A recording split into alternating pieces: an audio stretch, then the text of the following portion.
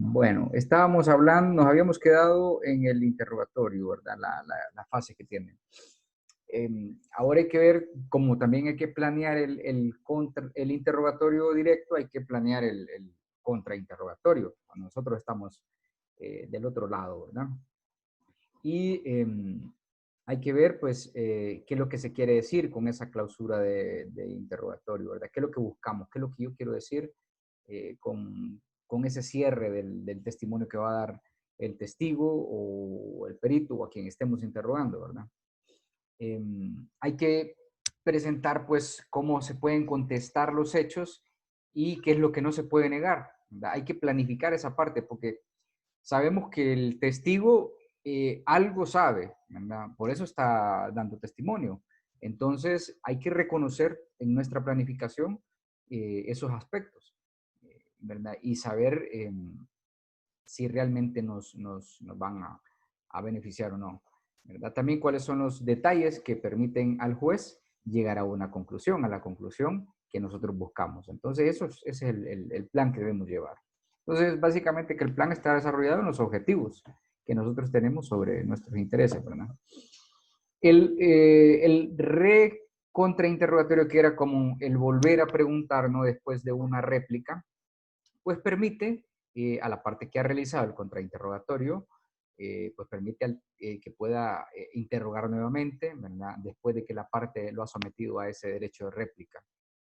Y también es una oportunidad, tenemos que verlo así, como una oportunidad, ¿verdad? Para poder desacreditar nuevamente o para poder reforzar nuestro contrainterrogatorio para desacreditar o refutar lo manifestado por el testigo, ¿verdad? Entonces, ¿cómo? Pues desacreditando, refutando la prueba que él ha presentado.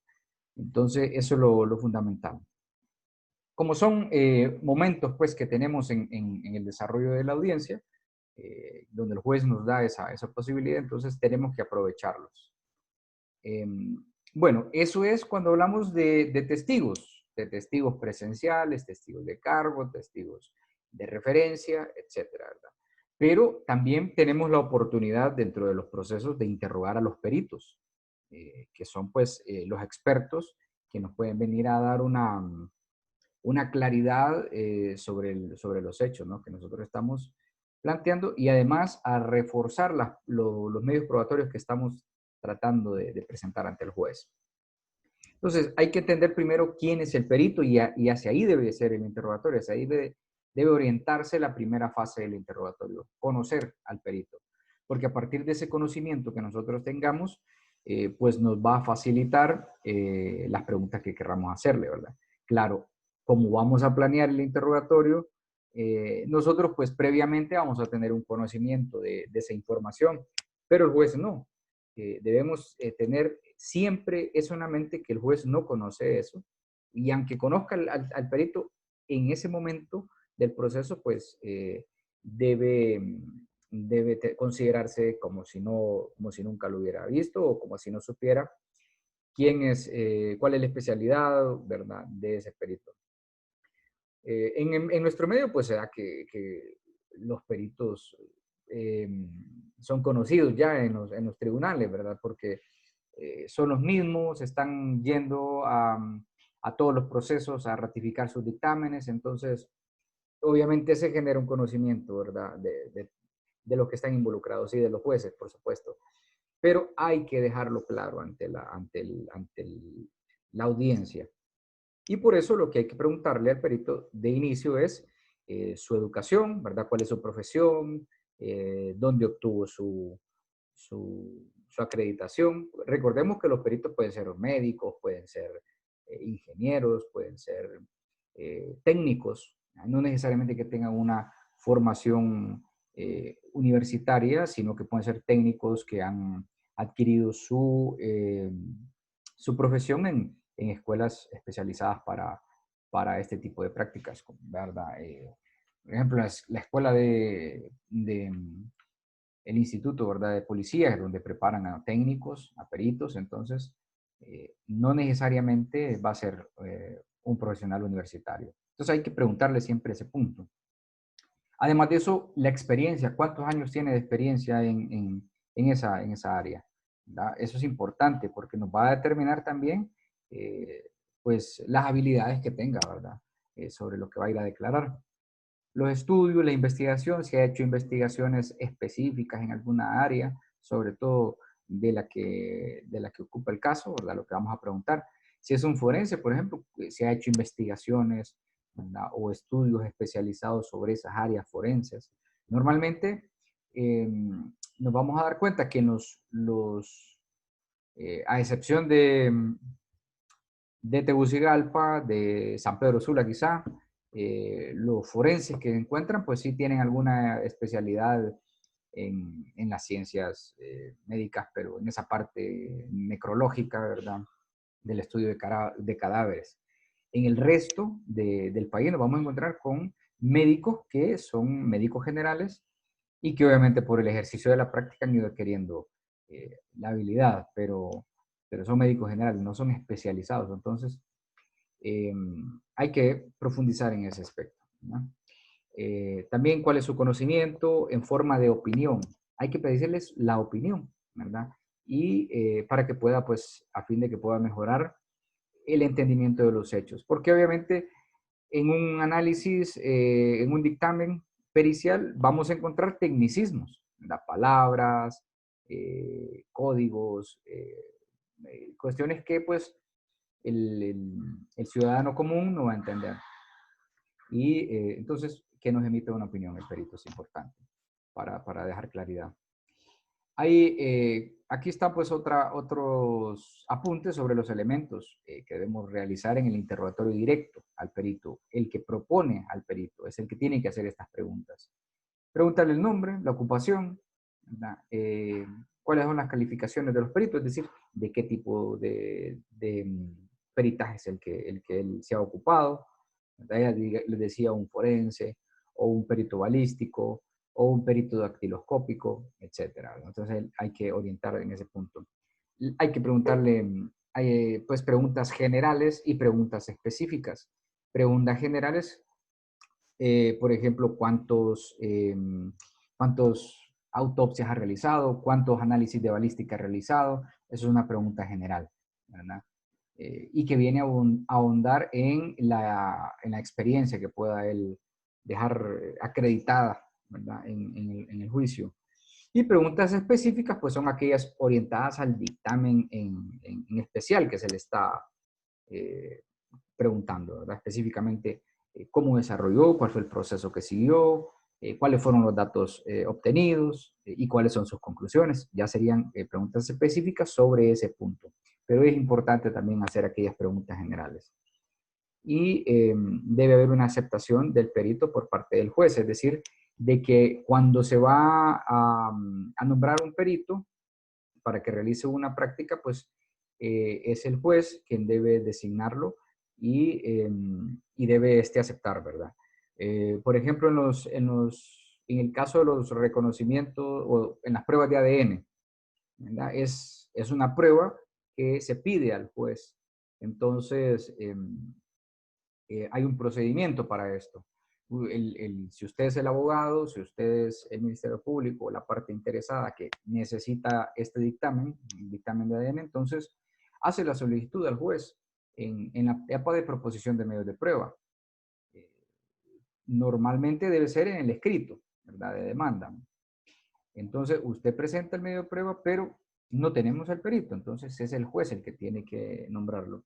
Y el juez nombra, designa, esta designación puede ser propuesta por la parte que está solicitando, ¿verdad? Al perito. Entonces puede usted proponerlo y el juez lo nombra. Pero para ese nombramiento debe haber una juramentación y una aceptación de ese perito. Entonces, a eso se refiere. Hay que preguntar entonces cómo fue el procedimiento de aceptación por parte del perito, para que quede pues plena constancia para todas las partes. Y así, nosotros que estamos interrogando directamente y que hemos propuesto a ese perito, pues no le demos herramientas al que va a contrainterrogar al perito para que pretenda descalificarlo, ¿verdad? Eso es fundamental. Otros elementos, ya les decía, preguntar la opinión, en qué basa su opinión. Eh, Obviamente tiene que basar esa opinión en un argumento, en un fundamento propio de su técnica, de su experiencia y de la ciencia que ocupa, ¿verdad? Su dictamen.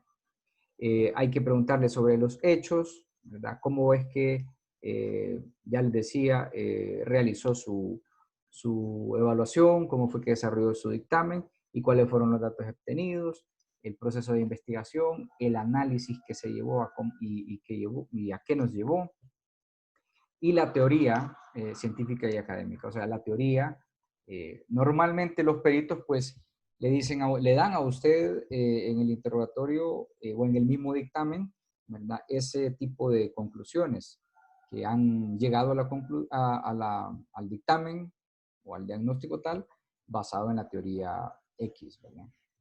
Eh, Porque obviamente utilizan técnicas estandarizadas y así es como ellos pues realizan sus dictámenes y sus investigaciones. Entonces, un psicólogo, por ejemplo, van a determinar que, bueno, utilizó tal teoría, ¿verdad? O tal análisis, o tal prueba, eh, ¿cómo le llaman? Bueno, hay un montón de pruebas, ¿no? De personalidad, de temperamento, de comportamiento, etcétera. Entonces ellos le van a dar esa teoría. Basado en esa teoría, llegaron a tal conclusión. Y pues presentan tal recomendación. Hay que dejar claro todo eso en el interrogatorio. ¿Qué más? Hay que darle también al perito la oportunidad de presentar su opinión y ayudarle al juez.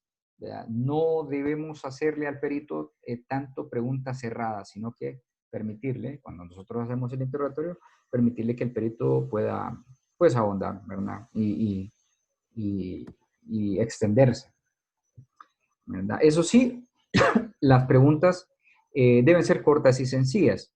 Tal vez no tanto cerradas, pero sí cortas y sencillas. Pedirle que explique los términos científicos. Eh, Podemos ayudar a ofrecerle apoyo visual, mostrándole el dictamen, mostrándole una fotografía, o una imagen, un video, etcétera. Y que nos ofrezca resúmenes, ¿verdad? Sobre los datos esenciales. Ahora, cuando estamos del otro lado, ¿verdad? Usted es la contraparte, no fue usted quien propuso ese perito, sino que es el contrario, ¿verdad? Entonces, debe apoyar todos los elementos que el perito ofrezca para su propio caso. Normalmente se darán cuenta que en las defensas en materia penal, por ejemplo, es raro que una defensa proponga un perito.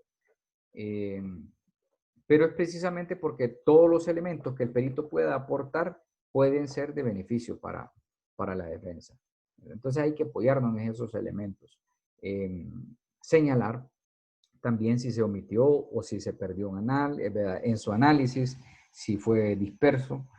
Eh, yo recuerdo cuando estaba estudiando como ustedes en la práctica profesional, en la práctica penal, perdón, en la clase de práctica penal, tuvimos un juicio, ¿verdad? Y resulta que la compañera, que a mí me tocó representar la defensa, la compañera que llevó la fiscalía, llevó al verdadero médico forense que estaba aquí en la zona, ahora ya no está él. Entonces, pues, el grupo nos habíamos apoyado de un catedrático y nos había hecho énfasis en esto, en que nos puntualizáramos en los puntos que él, que él omitía o los análisis en los que él se perdía y por ahí atacamos a un perito. Entonces, eso es importante, ¿verdad? Estar atento a eso. Por eso, aquello de hacer las anotaciones, de estar pendiente de lo que se está diciendo. Hay que revelar las posibles faltas de certeza. Nosotros vamos a tener conocimiento de que un perito va a ser presentado y que va a ir a declarar un dictamen.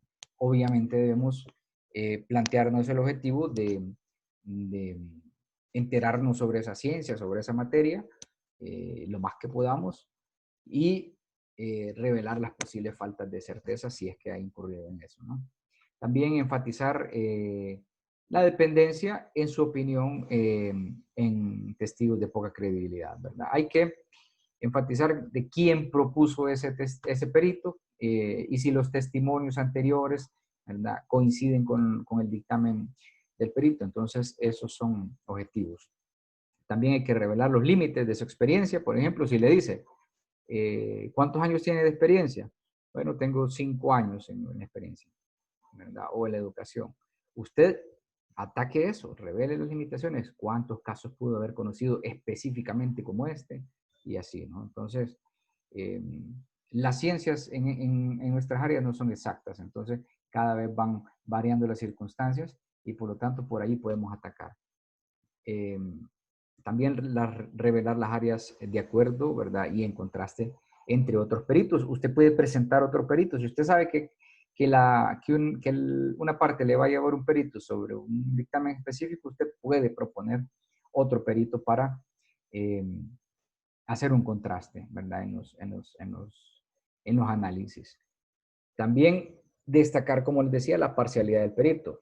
Obviamente, si un perito es propuesto, y esto pasa, los peritos, al menos en la materia penal, que son propuestos por el Ministerio Público, son peritos que trabajan para el Ministerio Público o trabajan para eh, las organizaciones de investigación, ¿verdad?, las agencias de investigación. Obviamente son instituciones del Estado y van a estar siempre parcializadas hacia ese punto. Nos pasa mucho con los dictámenes psicológicos, por ejemplo, ¿verdad? Cuando el dictamen psicológico viene de los psicólogos del Ministerio Público, esos dictámenes son realmente pues parcializados.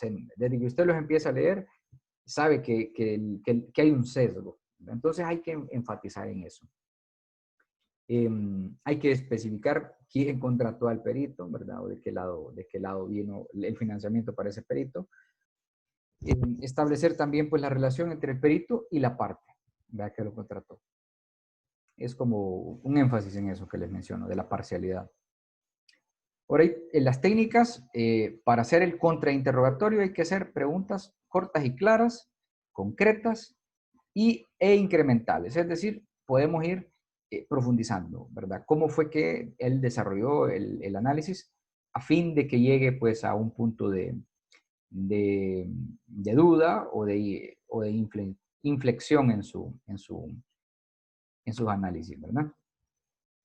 Debemos actuar con información técnica científica, ya les digo, hay que prepararnos. Si sabemos que nos va a llegar un médico forense, nosotros tenemos que estudiar las ciencias forenses hasta donde nos alcancen.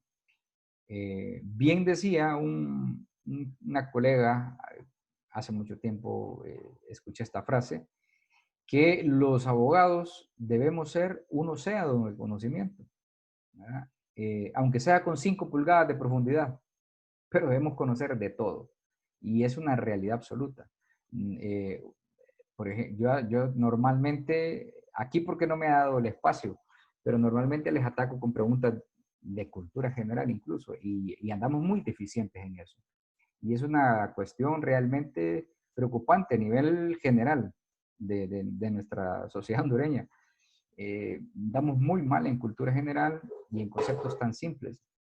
Entonces, lo propio para que ustedes pues, puedan desarrollar mejores habilidades es que nos eduquemos de todo, absolutamente. ¿Verdad? Entonces, hay que manejar información técnica científica a fin de poder desarrollar esas herramientas, ¿no? Otra técnica, pues, es la de sustituir, añadir o cambiar información sobre los hechos o algunas presunciones, ¿verdad?, que vayan a formar una opinión en el perito. Entonces, tratemos de jugarle un poquito sucio, si estamos de ese lado, ¿no? Al perito en el sentido de que llevarlo a la confusión. Si le planteamos, bueno, usted plantea que ese análisis se hizo de esta manera. ¿Qué hubiera pasado si en esa escena hubiera sido en una escena abierta? O si hubiera estado una puerta abierta, si es en un escenario cerrado, ¿verdad? Entonces, plantearle, hacerle presumir otros hechos para generar pues esa eh, diferencia, ¿no?, de concepto que pueda tener él o confusión que le podamos llegar a hacer para que, a fin de desacreditar al perito, ¿no? Hay que jugar, esta es una frase pues un poco grosera, pero es cierta, hay que jugar el papel de idiota, o sea, de como que si no sabemos nada, a pesar de que nos hayamos preparado. O sea, en el sentido de que nosotros nos estamos haciendo los que no sabemos nada, pero para tratar de confundir al perito. Eso sí, hay que tener cuidado si el perito es experto, ¿no? Es decir, es un perito que está acostumbrado a ir a un tribunal. Ya va a estar preparado para cualquier tipo de estrategia que usted le pueda presentar. Entonces, aún así, hay que prepararnos para ese punto, ¿verdad? Bien, no sé si hay alguna duda con respecto de los interrogatorios para peritos. ¿Estamos bien? Sí, estamos bien. Sí, 38. abogado. Bueno, entonces ahora vamos a otra Ah, parte. solo una ¿Sí? ¿Tenía pregunta, alguna? abogado. Perdón, dígame, Eh, Mauricio. ¿Un abogado que tenga conocimiento puede dar peritaje? O sea, si usted es el mismo abogado que lleva el caso, puede dar su opinión al Sí, respecto, si tiene... sí. A ver, si entiendo la pregunta. Usted dice que si hay un abogado que tiene experiencia en una técnica, ¿no? Digamos que usted Exacto. es, pasa, ¿eh? Por ejemplo, hay personas que han trabajado para los cuerpos de seguridad, ¿ya? Y trabajando como en los cuerpos de seguridad, fueron peritos balísticos. Entonces, y luego usted se titula como abogado y está colegiado. Pero usted tiene aquellas acreditaciones, entonces usted puede emitir sus opiniones totalmente, ¿verdad? Puede utilizar ese recurso como herramienta. Ahora, lo que sí no puede ser es que usted mismo desarrolle el peritaje, ¿verdad? Si es a eso que usted me pregunta, es decir, que si usted tiene una habilidad para tal cosa, usted no puede ser perito y abogado a la vez, ¿verdad? Tendría que buscar usted un perito que haga ese dictamen. Si hablamos, por ejemplo, de otro tipo de áreas, ¿no? Un área de los oficios. Vaya, un perito que sea un abogado que haya sido mecánico, por ejemplo, ¿verdad? Eh, de hecho, hay una película de los interrogatorios que les propuse. La película se llama Mi primo Vini. Y un testigo, ¿verdad? Que no es un testigo experto, que es una dama, ¿verdad? Al final da un análisis pericial, o sea, de maravilla. Y ella había sido mecánico. Entonces, si usted fue mecánico, obviamente va a tener conocimiento sobre esas áreas, ¿verdad? Y si estamos hablando de un accidente de tránsito, por ejemplo, lo que quiere probar es que le fallaron los frenos, ¿verdad? Que hubo una rotura quizá en los empaques del kit de frenos o en la bomba de presión de frenos y que pudo haber sido generada por otros elementos, ¿no? Entonces, ese tipo de enfoque solo lo puede dar usted como opinión o puede servirle de herramienta para el interrogatorio, pero no puede ser usted perito, ¿verdad? Como abogado, si usted está siendo el abogado. Ahora, si alguien lo lleva a usted, si otro colega le dice, bueno, como tú tienes experiencia en esto, eh, me puede servir de perito. Entonces, sí, ¿verdad? Si usted tiene la acreditación, puede llegar a un juicio a servir de esa función de perito, pero no como representante procesal y perito a la vez, ¿verdad? Ahí sí no se puede, ¿sí? No sé si en ese sentido era su pregunta. Gracias, abogado. Eso era, ¿verdad? Efectivamente, Ok, muy bien. en Bueno, ese, en ese sí. sentido. Sí, obviamente nos va a servir, si usted tiene experiencia en algo, pues obviamente eso le va a servir como abogado, porque no le van a venir a dar a tol con el dedo, como decimos popularmente, ¿verdad? No lo van a venir a engañar, un perito, porque usted ya tiene conocimiento en esa área, ¿verdad? Eso es importante. Entonces, por eso debemos conocer de todo, aunque sea un poquito, pero hay que conocer de todo. Bien, entonces, luego se da otra fase, ¿no? En los interrogatorios, que esto es muy importante y además es algo que nos atrae mucho, ¿verdad? En esa dinámica del interrogatorio, que son las objeciones. Las objeciones, pues, es una herramienta, ¿verdad? Que se tiene por la parte que no está interrogando. Si usted propuso un testigo, si usted propuso un perito, cuando se le está contrainterrogando, usted puede defender a su perito o a su testigo por medio de las objeciones. ¿verdad? O incluso a la parte, si se está interrogando a la parte, ¿verdad? Puede defenderlo a través de las objeciones, porque obviamente el otro abogado lo que va a estar queriendo hacer es desacreditar a su perito o a su testigo, desacreditar los hechos que está narrando, desacreditar el conocimiento que tenga sobre los hechos, y usted tiene que defender eso, ¿ya? No es que va a quedar aquel libre para que le ataquen a su medio de prueba. Bien, entonces las objeciones son incidencias, los procesos pues tienen esos momentos incidentales, las cuestiones incidentales. Y dentro del mismo interrogatorio encontramos estos incidentes que son las objeciones. Son esos mecanismos de defensa prácticamente, ¿verdad? Que tienen sobre todo por objeto que el tribunal falle sobre la admisibilidad o inadmisibilidad de una evidencia o una prueba.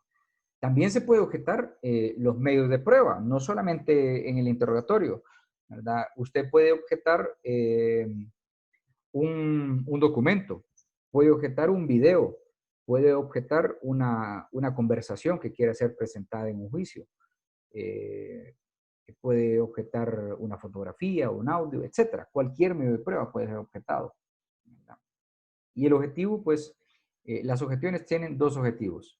Evitar el ingreso, ¿verdad?, de una información ilícita. Por ejemplo, si se está proponiendo un documento privado, pero este documento no es cotejado con su original. Entonces, podemos objetarlo.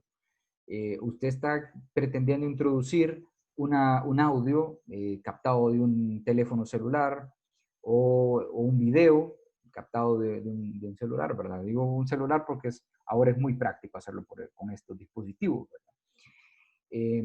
Pero ese medio de prueba, ese audio, ese video, no siguió el debido protocolo para poder ser incorporado al proceso.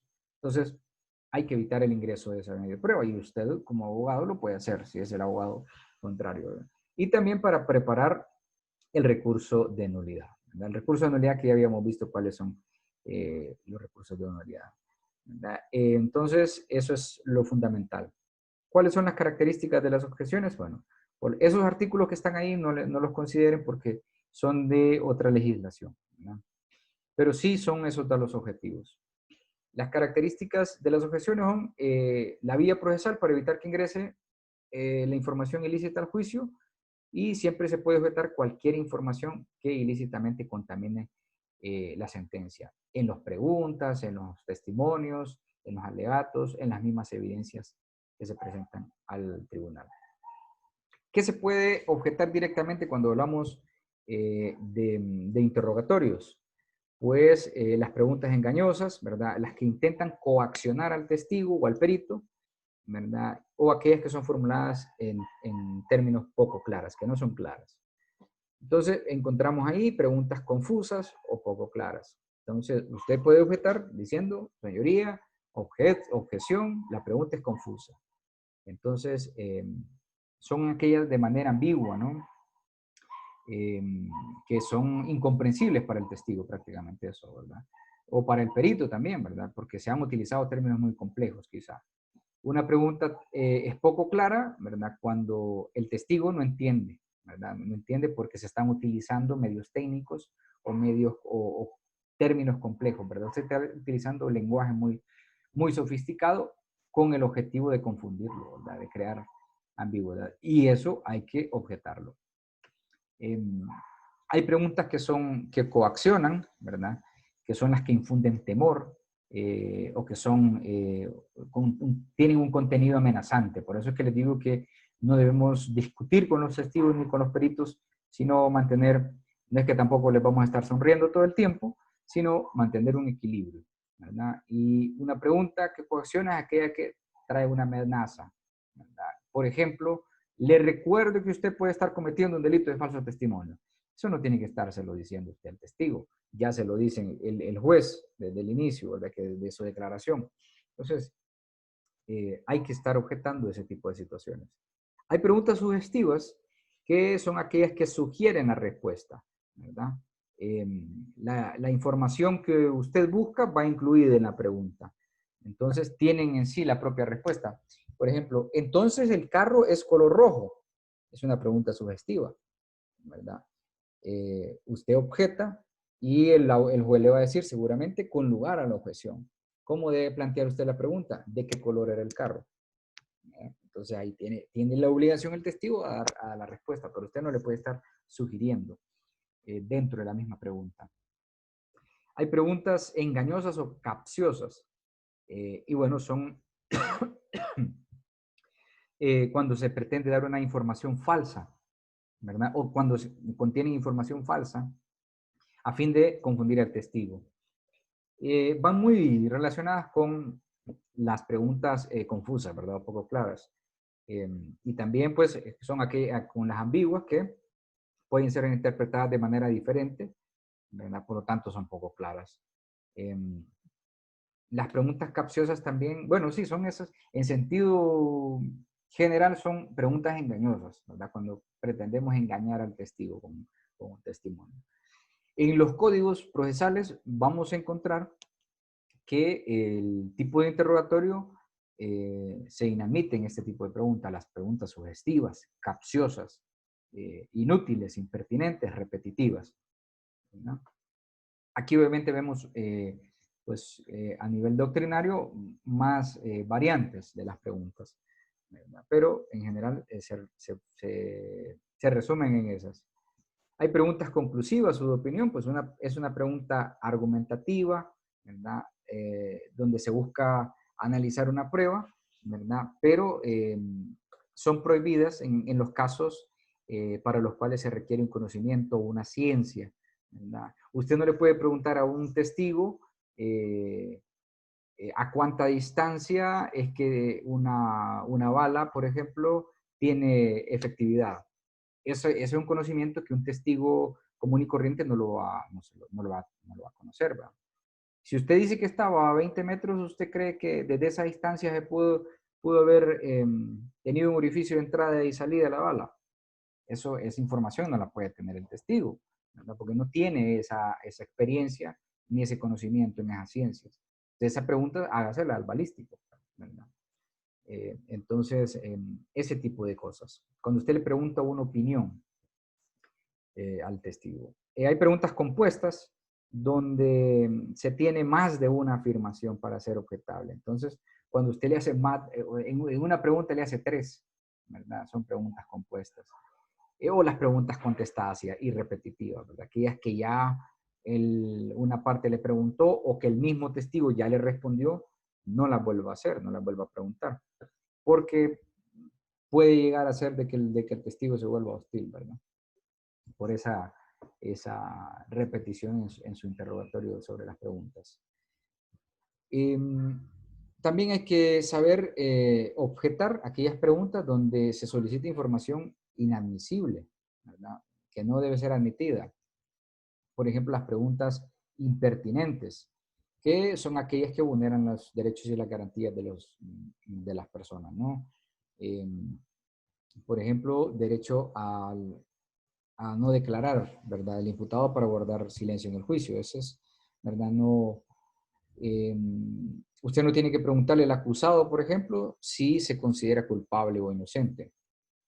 Eso solo corresponde en la etapa de declaración de imputado, que él puede ser una declaración y si no la hace, pues no tiene por qué estar preguntando eso. También hay preguntas que exigen, ¿verdad?, conclusiones a los testigos sobre los hechos, ¿verdad?, y que requieren una opinión. Entonces, si no están enmarcadas en esa parte, pues pueden ser consideradas preguntas impertinentes. También pues hay que tener respeto por el debido proceso, ¿verdad? Hay que hacer una preparación de nuestra defensa, de nuestra acusación, sea del lado que estemos o de nuestra demanda y nuestra defensa de demanda, ¿verdad? Hay que hacer preguntas referentes únicamente a los hechos, ¿verdad? A los hechos. Y un testigo, pues, cuando introduce información en un testimonio, prácticamente si a veces puede pasar de que el testigo diga, no, sí quiero contestar la pregunta. Si el juez declara con lugar la objeción, aunque el testigo dé la respuesta, esa respuesta no se va a tener por contestada, porque ya el juez, ¿verdad?, pues hizo el examen del debido proceso de ese interrogatorio, ¿verdad? Eso es importante. Y bueno, con eso terminamos lo que son las técnicas sobre los interrogatorios.